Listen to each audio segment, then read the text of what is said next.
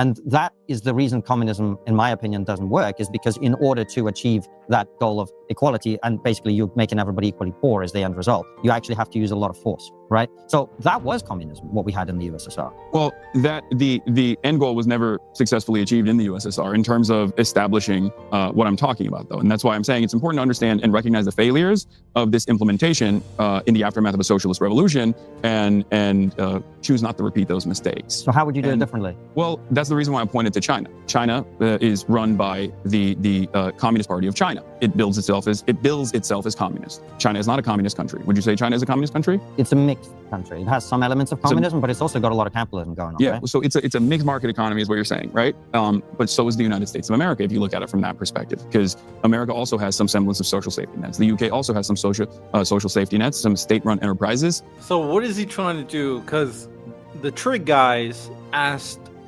what is the best way to implement communism to Hasan? Obviously, the USSR is a bad example. And his response was China. And then he tried to caveat it by bringing up it being a mixed economy similar to the US. Hasan Piker talks with trigonometry. Talk about communism, apparently. And this is interesting because Hasan is not an individual typically that goes on antagonistic platforms because he is scared of debating. But Hasan very clearly has been getting his face out there much more and more. Now, of course, he doesn't want to battle with people, but maybe we get a little battle here regarding a political debate. I wonder what Hasan's attention is. Maybe he wants to be more influential regarding the political landscape with his ideology. I mean, this is something that I understand. This is what more people on the left should do. But if anybody should not do it, because that's very dangerous, it's Hasan Piker. Well, let's check this out. Let's move past introductions. What are progressive values? I don't really care about that question. All right, let's go here. Trigonometry. Hasan, I've got a lot of empathy for some of your positions, particularly when you talk about low-skilled labor. So for context, my mother is a Venezuelan immigrant to the UK. When she was in the UK, she was a childminder. There was no minimum wage. My mum, roughly, I remember earning £2.20 an hour. There were no pension rights. So thankfully, I help my parents out. My dad helps my mum out, so she's not destitute. But that's... All right, let's move to this one. The counterexample always is, I mean, there's plenty of right-wing forces in the country that also want to ban homosexuality. And the counterexample always is, I mean... And online culture, you'll love the Brad versus Everyone podcast. The counterexample always is, I mean, there's plenty of right-wing forces in the country that also want to ban homosexuality.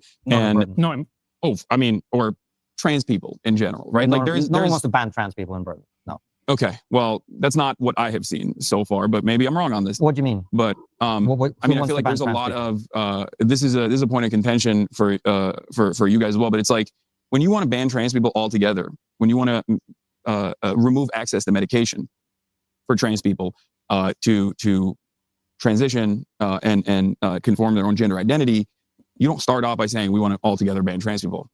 You start off by trying to find the most successful approach that the broadest majority of the masses would be in tune with, would be in agreement with, and then you slowly but surely expand on it. Wouldn't that be like me saying, well, you say you want socialism, but actually you're a communist because you just want to edge your way towards communism step by step? I mean, that seems like an unfair way of looking at it. No, my retort to that would be that while I don't call myself a communist, I don't have an issue. Hasan is actually technically correct. I think people don't get this, that when it comes down to the best way to kind of conform these kind of radical ideologies, the best way to do it is slowly and steadily and making people comfortable with some principles by kind of normalizing it. We're kind of seeing that a little bit with like the Groyper ideology. And we definitely saw that with like the more far left ideology. So it happens on both. I mean, it really does happen on both sides. So Hasan's correct, but this guy is also correct about the left doing it as well. With an end goal of communism, I don't think it's like I just think that it's probably not likely to happen, a stateless, moneyless, borderless society. But moving towards that end goal, I don't have any real... You'd like communism in America? I think that communism would be most likely an international thing. It'd be like the Star Trek universe. And it feels, especially at this point, it feels far too utopian to achieve. So while I think that the concept in and of itself is not one that I disagree with, and I don't think you would either. Don't you think it would be nicer? I grew up in a communist country. I very strongly disagree with the concept of communism. The USSR was, as you know as well, trying to implement communism. They never actually were able to successfully implement communism. How do you mean? Well, it wasn't a borderless, moneyless, classless society, right? That was it never would be the like, goal of communism. It was never to be a borderless, moneyless society. No, that is what communism is. Well, that's not how the communists in Russia defined it. Well, there was a big debate within. So Hasan was trying to advocate for the most idealized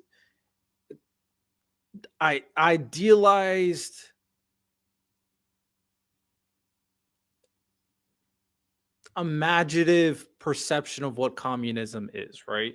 The perfect society where everybody has equal wealth, everybody's working with each other based off principles of happiness, joy, and togetherness. It's just unrealistic because of human nature. But I mean, I guess Hasan is talking about that. I just don't see the point of talking about this idealized version of communism at this point. There is no evidence of a society implementing this in a political structure, and there's no evidence that humans will be able to truly adopt this idea of perfect unity. That just won't happen. Communism quite early on, which was about, are we pursuing a global state of communism? Frost versus Stalin. I'm very familiar. Right, but for our audience, this might be worth explaining. Yeah. Some of them they basically recognize the only way you might ever get to a communist society is if everyone in the world gets it. Otherwise, there will always be a capitalist system to which people would begin to defect. Or, this is the Stalin option that they ended up going for, is you pursue communism within the realm of one country. And in order to do that, they took the wealth away from people who had it. They tried to distribute it to everybody else. They tried to create a state of equality, uplift the poor, as you were talking about. And actually, if you take those measures alone, they were very successful at it. Mm-hmm. The only problem is they ended up putting millions of people in camps in order to do that, creating a tyrannical regime with a secret police that murdered people. And that is the reason communism, in my opinion, doesn't work, is because in order to achieve that goal of equality, and basically you're making everybody equally poor as the end result, you actually have to use a lot of force, right? So that was communism, what we had in the USSR. Well, the end goal was never successfully achieved in the USSR in terms of establishing what I'm talking about, though. And that's why I'm saying it's important to understand and recognize the failures of this implementation in the aftermath of a socialist revolution and choose not to repeat those mistakes. So how would you do it differently? Well, that's the reason why I pointed to China. China is run by the Communist Party of China. It bills itself as communist. China is not a communist country. Would you say China is a communist country? It's a mixed country. It has some elements of communism, but it's also got a lot of capitalism going on. Yeah, right? So it's a mixed market economy is what you're saying, right? But so is the United States of America, if you look at it from that perspective, because America also has some semblance of social safety nets. The UK also has some social safety nets, some state-run enterprises, especially pre-Margaret Thatcher, I would say, versus. So what is he trying to do? Because the Trig guys asked, what is the best way to implement communism to Hasan? Obviously, the USSR is a bad example. And his response was China.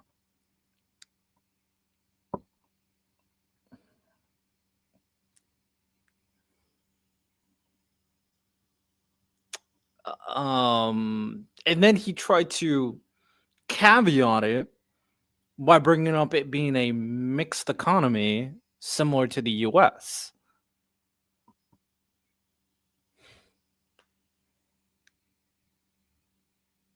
So what parts are okay? Let's develop this. So let's develop this a little private bit more. Enterprises as well.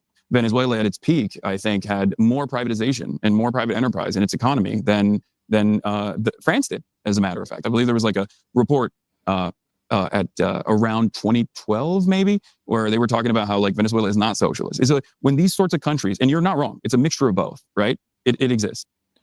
But as you said, what is always at the forefront is capitalism, right? With certain things sprinkled in of social safety nets. That's how you create such a great economy. So I'm trying to see what his point is here. You got to be very careful with social safety net exists. Some extrapolation initiatives exist. Like when you think about Norway, for example, the entirety of the extraction industry in Norway is actually nationalized, from the forestry all the way down to the oil and gas industry. But then there's also the private market as well, private enterprise as well. So as far as that goes, I wouldn't say that China is a communist, and neither would you, but it's run by a communist party. And so far, they have seen a pretty successful, pretty robust level of growth and development overall. So trying to compete with the United States, sure, but there's a lot of like disparity, discrimination, corruption of power, consolidation of power. In terms of unequalness, China is not ideal for that kind of principle that you're referring to. So other than the fact that they're called a communist party, like, what about what they do that you like? Like, tell me something in particular. Because if we're comparing economies, like China's doing their thing, they still don't compare to the United States of America. Now, one thing that do benefit from is having so much fucking people that don't have to pay as much compared to America. But like, what exactly is China doing that you like so much? I'm trying to figure it out. They have analyzed the failures of previous communist and socialist formations, and they have responded to it in their own way.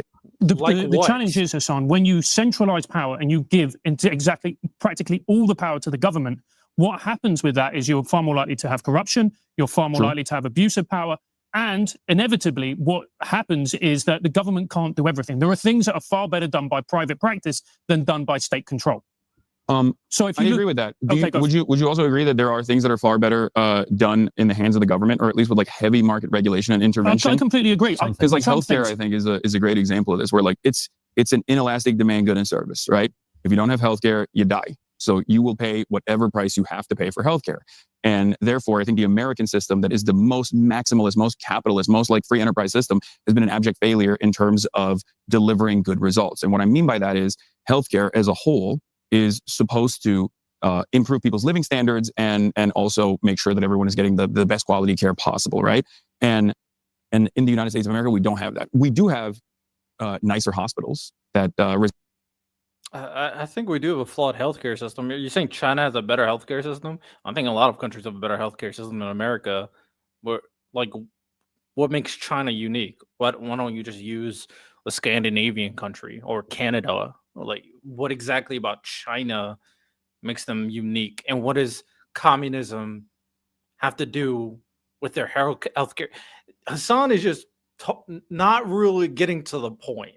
He's playing with his food right now. Resemble hotels as I'll opposed be honest to like. with you, it'd be difficult not to have a nicer hospital than the UK, mate. Yeah, no, but I understand that. I'm from Turkey. I've seen the Turkish public hospitals, but I would rather try to focus on the diminished quality of service and try to improve that in a socialized system than to altogether limit healthcare at the point of being able to pay for it in the way that we have in the United States of America. And I think this is a major issue with America in general, is that we are so invested in improving our GDP. We're so invested in leaning into the forces of capital that in this sector and in many others, corruption still thrives. We have it in the form of corporate consolidation here in the United States of America, because in the absence of any sort of government intervention, trust busting, and heavy regulatory intervention, all corporations end up trying to seize one another and become a force, a monopolistic force, and if not, an oligopoly, right? And many sectors have seen this. And when you become an oligopoly, you can diminish the quality of service that you're offering slowly but surely, because there's no market competition that exists any longer. So I guess the way I look at it is in terms of corruption, you're right. There is a tendency, if the government is all powerful, even though the governments are always all powerful, there is a tendency in more centralized governance that if someone wants to be a ruthless autocrat, they can do so. And the people don't always have the capacity to rise up against that. But I would say that in the United States of America, for example, we also experience a similar dynamic. We just don't see it in the same way because it's not the most direct form of authoritarianism, where a lot of people think, well, as long as I can eat a Big Mac, as long as I can watch TV, as long as I can consume porn and gamble on the unregulated crypto currency market, or gamble my modest income away, what remains after I give the rest to my landlord, then things are probably fine. And I think we dull our sense. So ultimately, I do think that there are issues and problems, and you're referring to very, very clear issues. I do think that is more a combination of uh, societal standards and how it is, how it deals or how it kind of cooperates with capitalism, in addition to corporate greed. Like they kind of play hand to hand together. And I'm curious to really go into the conversation on how some of these ways that society is struggling dealing with this kind of hyper consumerism, is that intentional based off the corporate greed, or is that a reasonable conclusion or reasonable chain of logic based off human innate, like, glutton behavior, or human innate greed, or human innate wants of consumer goods? I really don't know the exact answer, and I do think it's a combination of both factors. However, regardless of the flaws of capitalism that we both agree to, how are you making the argument that communism is better? Because these people are still getting a certain level of goods, of privileges, of needs that a communism system can completely take away from people. So, yeah, son, you just because you've named flaws of capitalism doesn't mean you're making an argument for communism. Abilities in that regard, and I think it's a different form, it's a different mechanism of control that makes you think that you are actually an active participant in this. I mean, I think that's quite a stretch, Hasan, with all respect, because the difference between, we talked about some societies that have attempted to pursue communism, China, the Soviet Union, Venezuela, etc. Right? The difference between those countries is not that they can't eat a Big Mac. The difference is that if they criticize the government, in Russia today even, but of course in the Soviet Union previously, you're going to get killed. Right? In America, that's not what happens. Right? In America, you don't get... We don't know yet. We don't know where we're going to go yet. I mean, Hasan, to be fair, you've got... What? What the fuck are you talking about? Like, take Trump out of the equation, right? I think Trump is very bad. Okay, sure. Generally, that is not the case. Especially when it comes down to a very clear societal standard. So I don't... What is this on reaction? You're about? very successful. I agree with you. You in China or in the Soviet Union would be killed if you were critical of that regime. I would definitely be jailed. You'd sure. definitely be jailed. Yeah, so that's the difference between these countries and America. It's not a Big Mac, it's freedom. No, so I love that you brought that up because I agree with that. I'm from Turkey, a country that has never had the First Amendment or freedom of speech. And ironically enough, the current regime, the person in charge of the current regime, Recep Tayyip Erdogan, was jailed in the past for a poem that he wrote for incitement, right? He read a poem about Atatürk, I believe, if I'm not mistaken, and he was jailed. And now he's one of the most ruthless jailers of the press in the country. Right. Now, so I come from that background. I can't go back to Turkey, for example, right. For these reasons. I've written about Turkey extensively. And, let's just say the administration is not super fond of me in my perspective.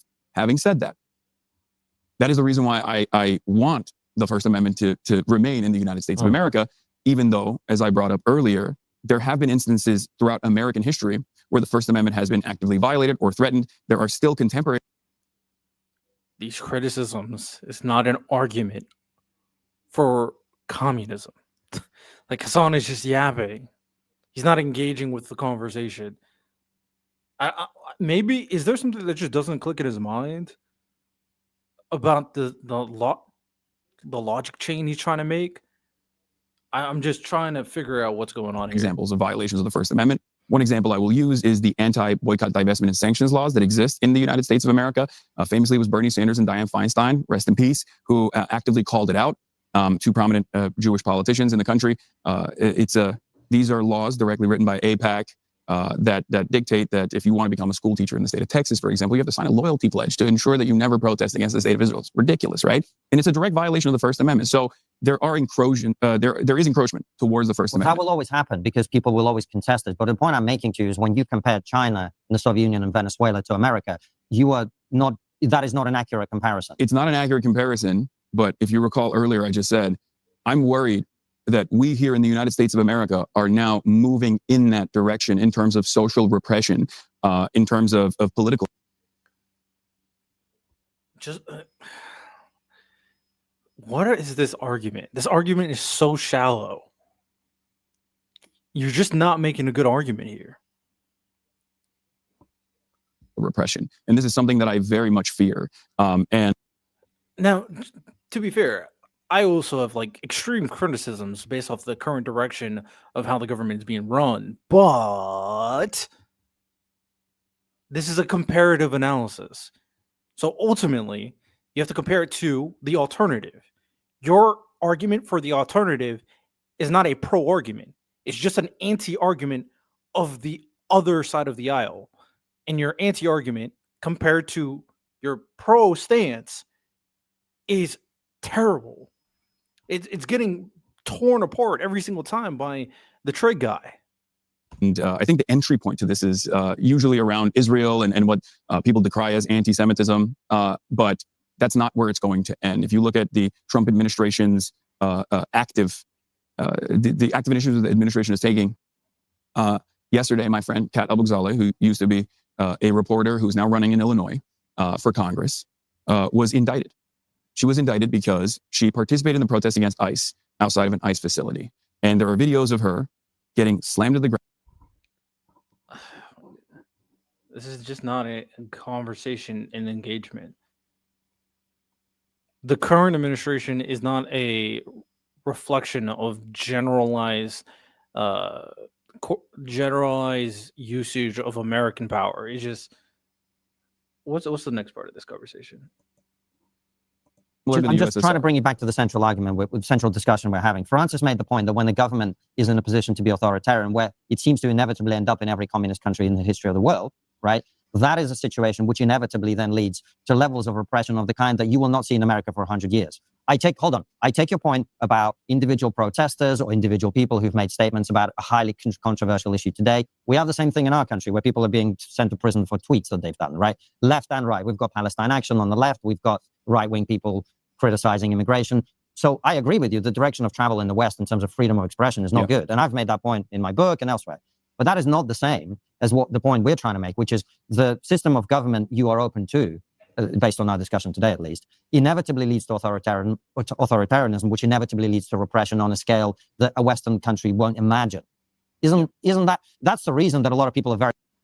It's the difference between you could say contradiction, or at the very least a infraction of values versus the non-existence of values. That's the part Hasan is struggling with. When it happens in America, that is because values are being infracted upon. They're being violated. When it happens to communist countries, those are circumstances where those values do not exist. So you can't argue against it. You can't fight back against it. In order to fight back against it, you would have to revolutionize the government and the current values. So it's just not clicking. The brain is not functioning. The wheels, the cogs are not turning. Worried about people like you who say they're open to communism. We all know smartphones are essential, but they've also become the ultimate surveillance machines. That's why we were so interested when former trigonometry guest Eric Prince created the UpPhone. This isn't just another handset. The UpPhone runs on Unplugged OS, free from big tech ecosystem. Unplugged.com/trigonometry, and use our code trigonometry for $20 off a protective case with the UpPhone. Here, I'll try to put a nice button on it, okay? Mm-hmm. The reason why the United States of America and countries that are under the security... We are back. The apparatus, the global security umbrella of the United States of America, have had much more success with liberal democracy as opposed to all these other countries that are not in under the immediate security umbrella, is because it's been the domineering force around the globe, especially after the end of the Cold War, but even during the Cold War, it was a dominant force on the planet. Sure. When you are the dominant force, you get to have these freedoms. Your people get to have these freedoms. Your people...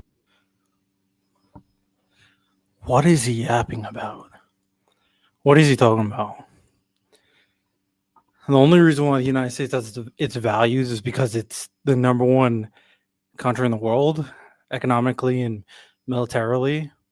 What about all the other nations in human history that were the most dominant force in the world that didn't have the freedoms the United States has? Again, he's yapping. This is not a real conclusion. He thinks if Russia or China took over, they're going to become a system of freedom. What is he yapping? Get to say whatever they want because they're not a threat, right? What? I would be more of a threat in the respective nation that I'm in if they don't have that same level of security. And that is, I swear to God, Hasan's a fucking moron. Is the reason why I'm very fearful, because as America's power on the global stage is waning, we are going to see more direct authoritarianism coming from Western nations as liberalism decays.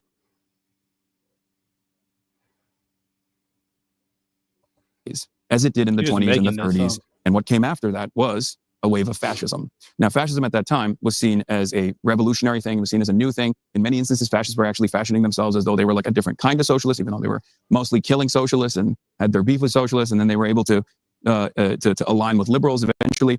Although I think his point is extremely flawed, I do think if I were given the best good faith, what is it called? What's the difference between steelman and strawman? Strawman is a positive summarization, right? The lot where no, strawman is negative. Steelman is positive. Okay, so if I were to give him the strongest steelman for his argument, it is that there are things that this society was doing based off its capitalistic liberal principles that was turning a blind eye to the people who need it, and they are moving towards a system that promises they will fix their needs in a more authoritarian way. If that is his argument, then maybe. I don't think that's his argument, but maybe. Come the domineering authoritarian forces. And I think you guys wouldn't disagree with me that, like, you know, Italy's Mussolini and Adolf Hitler's Nazi Germany were ruthless fascist forms of governance where there was unimaginable repression. My fear is that is where capitalism inevitably leads. Why? How can you make that argument for capitalism, but not communism? Because those were communist regimes. Like, oh my God, I swear to God, Hasan doesn't think these things through. Like, he doesn't think at it from a like substantive way where he logically dissects every part of his claim. He doesn't really. He has a surface level idea of communism goods, capitalism bad, and then just creates opinions and flawed logical conclusions from that misguided notion. If left unaddressed, ridiculous. Because capitalism is always going to deteriorate. It's slowly going to improve material conditions as opposed to feudalism. Capitalism is always going to deteriorate. Capitalism is the only economic system that was able to survive this long in human history. Where does this conclusion come from? When you support an actual economic system that has always deteriorated. Everything he says applies to his side 10 times over. It's a far better system, for sure. It's far better than monarchies, right? I agree. But it's far better than there will come a point where it outlives its usefulness, and those who... That's every fucking system in society in human history. But somehow America became the most long-standing empire in human history. What? Own the capital. The owners of capital will have to make a decision. There's too much instability. There's too much chaos. We need to restore order. And if they can't do that through liberal democracy, at least historically, especially when there is a counterbalance, revolutionary socialism out there that they are genuinely fearful of, work stoppages happening all around. And he's just making shit up. I don't know where he's coming to these conclusions. I don't know what historical comparison he can make. He is making super flawed conclusions. Oh my goodness. And the flows of capital being disrupted, and profit margins are threatened. They end up finding fascism to be that domineering force that restores the law and order, so that people So when people are not buying their goods and interrupting their capital flow, they're going to become kings? How? When? People are still working in the factories, and any kind of dissent is directly and indirectly suppressed. And I fear that that is where we're moving in the United States of America, as America's global superpower status is threatened by the rise of China. So your thesis There's is no that evidence as you can country, make it. if a different country was dominant, was a global hegemon, they would have more freedom for their citizens. Yeah. So you think the Chinese Communist Party would allow criticism of them if they were the dominant country in the world? I think with respect to where they were in terms of like, I mean, the most maximalist position is the Cultural Revolution, right? Like if you look at the Cultural Revolution versus where China is now in terms of dissent, it's in comparison to the United States of America. Yes, there's still heavy control over that sort of stuff. There's a lot of surveillance. Having said that, it has become far more tolerant as material conditions have improved. And that's my main thesis, is that countries, regardless of their individual forms of governance, as long as they are advancing the material needs of the broadest subsect of the masses, will and become like a domineering force on their own and have full sovereignty and full autonomy, they will inevitably become more tolerant to this kind of freedom, because this is the most successful way, I think, of making sure that the masses feel satisfied. Civil liberties is the most successful way that I think neoliberalism has become a hegemonic power beyond the endless militarism and whatnot. I think that is the reason why people feel the way that they do in the United States of America, in spite of all of the alarm bells that are ringing about how economic devastation is imminent, seemingly, or there's so much poverty and so much instability, and people still go, well, at least I got some freedoms, right? As opposed to not having those freedoms elsewhere. So that's my main thesis, is that if they improve material conditions, they have to inevitably allow more civil liberties, more social liberties. So it's interesting what you've been saying about America, and that, it's losing its power on the global stage. That is then reflected in more and more, shall we say, imbalanced chaos in the actual society itself. And we've kind of seen that in a way with the assassination of Charlie Kirk, with Luigi Mangione. I found some of your comments really interesting about Luigi, and I'd love to talk to you about them. So you said, and correct me if I'm wrong, push back on me if I'm wrong, that you think that he's innocent and unfairly maligned. How did you come to that position, if I'm correct? Well, I mean, that's a meme for the most part. But, okay. But what does it mean? It's a meme. We're like the notion, the notion that someone is innocent until proven guilty, or that he wasn't there. It's like a common a common thing that. Sorry, God, this is so fucking idiotic. I People do on TikTok. I'm good, bro. I'm good. I listened to it. I tried to give him the most good faith way of like perceiving what he was saying, and Jesus Christ. People like coming are usually the ones who never lived under it. The funniest thing I've heard in a while was saying he grew up in poverty. Yeah, bro. That's just his logic is just so flawed. I think he should talk to Akana Boy, because he has no idea what the fuck he's talking about. He has no idea. Yeah, this was ridiculous. All right.